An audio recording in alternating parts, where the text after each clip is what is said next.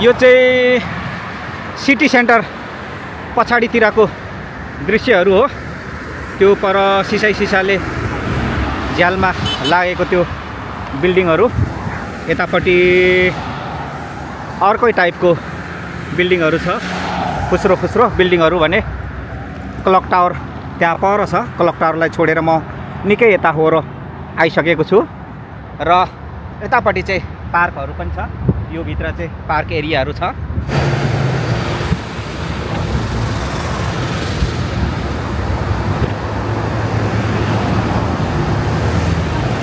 यो चाहिँ दुबईको डेरा सिटी सेन्टरको वरिपरिको दृश्यहरू यस्तो छ। यो सिग्नलदेखि भित्रपट्टिको साइड हो। पारिपट्टि देखिएको त्यो डे टु डे मार्केट र सँगै त्यो माथि छत्री लागेको यो मेट्रोमा जाने एक्जिट भयो। यहाँ चाहिँ दुबईमा प्रायः जसो सिटीभित्र सबै अन्डरग्राउन्ड मेट्रोहरू चल्छ। माथिबाट गाडीहरू चल्छ भने तल अन्डरग्राउन्ड मेट्रोहरू जमिन मुनि चाहिँ चलिरहेको हुन्छ। र म अहिले यो सिग्नलको यतापट्टिको साइडमा छु।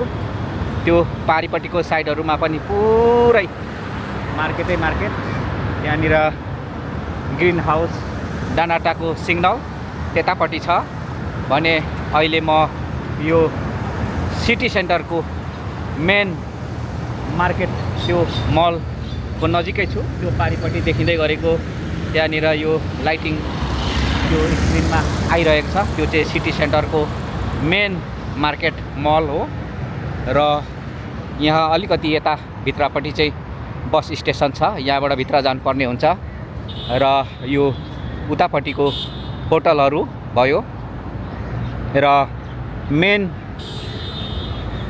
सिग्नल इसारा चारैतिर यताउता दायाँ बायाँ जानको लागि चाहिँ यहाँनिर सिग्नलबाट क्रस गर्ने पेडेस्ट्रियन क्रसिङ मानिसहरूको लागि छ र गाडीहरूको लागि त्यस्तै गरी सिग्नल राखिएको छ।